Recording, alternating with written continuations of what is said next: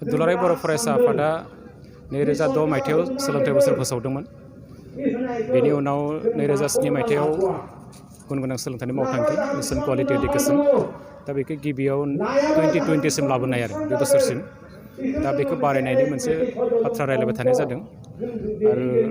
गाबोननि जिथु हाबाफारि 4 मार्चआव जि गासै आसामाव प्राय 200तासो एडुकेशनल एवारनेस बे हाबाफारिखौ लानाय जादों क्लास 9 आरो 10 खौ लानानै हायार सेकेन्डारिनि स्टुडेन्ट थानो हागौ गुबुन गुबुन जायगायाव दा बेनि गुबै थांखियानो जाबाय बे मिशन क्वालिटी एडुकेशननि मोनसे पार्ट बेयो एडुकेशननि जि रेभुलुसन सोलोंथाइनि जि मोनसे जांख्रिथाय बेयो दुलाराय बर' फरायसा आफादा लाबोबाय थादों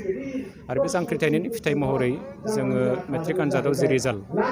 बेखौ जोङो एसे बारायनो हादों आरो बेयाव जों बुंनांगोन दुलाराय बर' फरायसा आफादजों लोगोसे जोंनि फोरोंगुरु सार मेडाम मिस बिथांमोना जोबोद जोंजों मदद होदों आरो बिमा बिफायाबो सांग्रांथि फैदों आरो मोनफ्रोम बर'नि माहारियारि आफाद जे बिथांमोनाबो सोलोंथाइनि जि थासारि बे थासारि दानायाव बिथांमोनखौ मदद होनायखौ जों नुदों आरो जों आसाबादि जुदि बेबायदि थासारिया जुदि मोजां मोनसे थासारि फैयोबा हयथ' सोलोंथाइ गुन गोनां सोलोंथाइखौ जों जेरैबायदि लुबैदों जेरैबायदि हास्थायदों हयथ' बेनि फिथाइखौ जों मोननो हागोन आरो दुलाराय बर' फरायसा आफादनि थांखिया बेनोमोन बे मिशन क्वालिटी एडुकेशननि पार्ट महरैनो बे 100निफ्राय 200 बिदि SES IAS officer IPS officer दिहुननायनि जि थांखि दा बे थांखियाबो सोलिगासिनो दङ आरो दा बोसोरसेयाव सासे सानै बिदि IAS IPS मोननायखौबो जों नुबाय थादों दा बे जोंनि थाखाय बर' हारिनि थाखायनो मोजां नङाबा जों आसामाव नायदों जे मिसिं कमिउनिटि बिसोर जोंनिख्रुइबो बिराद खम अनजिमा दं नाथाय बिथांमोना बोसोरसेयाव साब्रै साबा बेबायदि IAS मोनो SES मोनो दा बिथांमोना जोंनिख्रुइ अनेक साबसिन दा जोंबो जे बिथांमोननि सिङाव जे जोंबो नङा जों जे बिथांमोननि गोजौआवबो थांनो हायो आरो टारगेटआ जोंना बेनो जे 100निफ्राय 200 बेबायदि IAS IPS अफिसार दिहुननायनि टारगेट दा बे सोलिगासिनो दङ आरो गाबोननि जि हाबाफारि बे हाबाफारिखौ गासै आसामाव बे जाफुंसार जागोन आरो बे अलरेडि बे अर्गेनाइज जादों आरो बेजोंनो जों मोनसे थासारि फिन बर' रायजो राजानि गेजेराव जे सोलोंथाइनि जि जांख्रिथाय बे जांख्रिथायाव बयखौबो बाहागो लानो थाखाय जों खावलायदों आरो नैबे जिथु बिनि गुबै थांखियानो जादों जे जोंनियाव जि मोनसे कनसेप्ट डेभेलपमेन्ट आरो कनसेप्टआ बेनो जे जोंनो जे गुन गोनां सोलोंथाइ नांगौ दा अनेक बिमा बिफाया बेखौनो मिन्थिया जे जोंनि सोलोंथाइया मानो गोग्गो जानांगौ मानो गुन गोनां सोलोंथाइ जानांगौ फार्स्ट खोथा सेकेन्ड बाथ्रा जे जोंनि साफ्रोमबो बर' फरायसाफोरखौ जि बादायारि आनजादफ्राव आरो बे नेसनेल इन्टारनेसनेल जि लेभेलानो जाया मानो बेयाव जाहाथे जोंनि फरायसाफ्रा उइदाउट एनि हेजिटेसन जाहाथे बिथांमोना मोगा मोगि जानो हायो आरो बै आनजादफ्राव जिरायनो हायो दा बे मोनसे थासारिखौ जों दानो लुबैबाय थादों आरो बे थासारिया अलरेडि स्टार्ट जाबाय 3 नम्बर बाथ्रा जोंनि बे माने नेसनेल लेभेलनि इन्टारनेसनेल लेभेलनि जिखुनु आनजाद जायो बे आनजादफ्राव जाहाथे जोंनि एलाइड सेक्सननि ग्रुप बिथांमोनाबो जाहाथे जोंखौ मदद होनो हायो जोंनि फरायसाफोरखौ दा बेखौ नोजोर बोनानै जे गाबोननि हाबाफारिखौ रनसायनाय जादों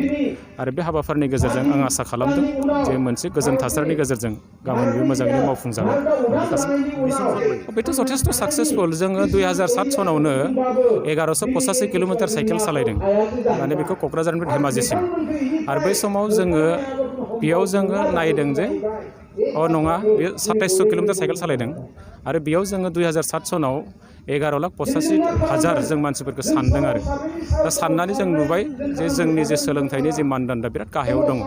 दा बेखौ गोजौआव लाबोनांगौ जायोबा जों जथेस्थ' खामानि मावनांगोन जों बिदि साननानै फरायसाफोरजों आलदा गार्जेनजों आलदा रायलायदों फोरोंगिरिफोरजों आलदा रायलायदों आरो बर'नि जेसेबां माहारियारि आफाद बिथांमोनजों जों आलदा आलदा रायलायनानै नैबे थासारिखौ लाबोदों आरो बेनिनो मोनसे जांख्रिथाया दिनैसिमबो सोलिगासिनो दङ आरो बेनिनो फिथाइ महरै जों दिनै रिजाल्टफोरखौ मोननो हादों नङाबा 2007 मायथाइयाव अनलि 58ल' फार्स्ट डिपमोन अल आसामाव खिन्थु दिनै जोंना 1600खौ क्रस जादों आरो बेखौ जों एबसुआ जों क्लेम खालामनो हायाखै जे जोंनि थाखाय जादों दा बेयाव जों जास्ट थासारिखौ होदों खिन्थु बेयाव बयनिबो मदद दं बेयाव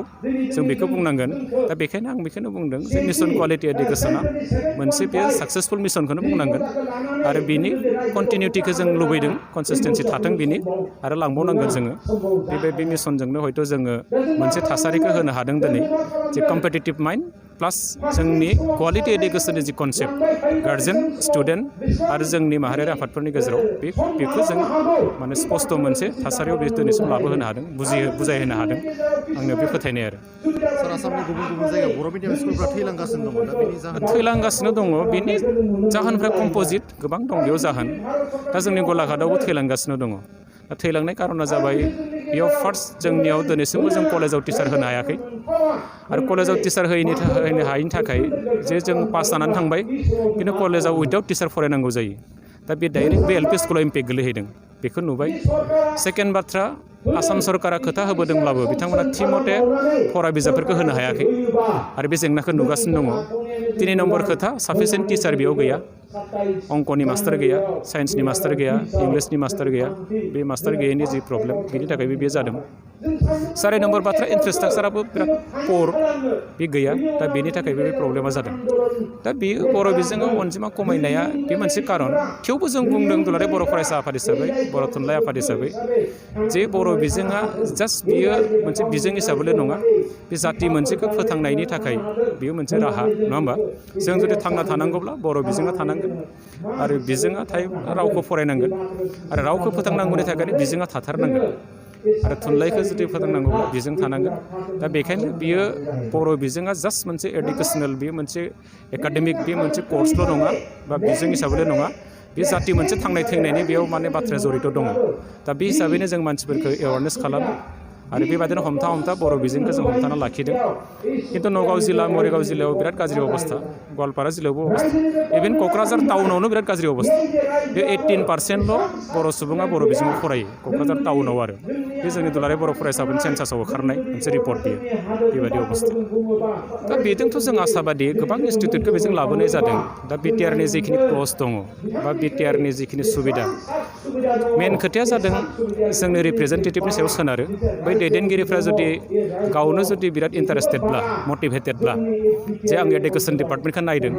गतिके एडुकेसनाव KG to PG जेसेबां जेंना दङ आं बे जेंनाखौ सुस्रांनि आरो सुस्रांनो हायैखौ आं आसाम सरकारनो पार्सु खालामनि गभर्नमेन्ट अफ इन्डियानो पार्सु खालामनि बे एटिट्युडा जुदि बै दैदेनगिरिनियाव थायोब्ला आं आसाबादि जे बे जेंनाफ्रा जोबगोन आदारवाइज बे जोबनाय नङा दा जों नायदों आसामनि शिक्षा मन्त्रि बिथाङा गंबेसे कलेज बेरायो हमना ला बिनि सिगांनो सिद्धार्थ भट्टाचार्य गंबेसे कलेज बेरायो दा जोङो नायदों BTCनि EM मानगोनां खाम्फा बरगयारि बोसोरसेयाव गंब्रैसो कलेज बेरायो बिथाङा गंबेसे स्कुल थाङो बै स्कुलनि जेंनाया मा फोरोंगिरिया मा लुबैमारदों टेक्स्ट बुकआ मा समाव सफैयो कुइसन पेपारफ्रा माबादि दानदों बे जिनिसफोरखौ बिथांमोना आं नायनाय बायदि नुवाखै आरो आंबो सिगां एडुकेसन सेक्रेटारि जानाय समावबो आं बेखौ नायदोंमोन आंनि दिनाव देरहासार बसुमतारिमोन बिथांनि दिनावबो आं बे जिनिसफोरखौनो बुंदोंमोन जे बेबादि अबस्थायाव जों जुदि बै जिनिसफोरखौ मिन्थिनो लुबैयाबा आंनियाथ' गिबि बाथ्रा बै जाय EM जागोन रिप्रेजेन्टेटिभ जागोन आरो जाय शिक्षा डिपार्टमेन्टजों जड़ित जानो खामानि मावगोन जे बिथाङा जुदि गाव सेल्फ मटिभेटेड जायोबा बा सेल्फ इन्टारेस्टेड जुदि गावनो थायोबा बे जेंनाया जोबगोन आरो आदारवाइज बेयावनो हाजार पेकेज फैबा फैसा फैबाबो बे जोबनाय नङा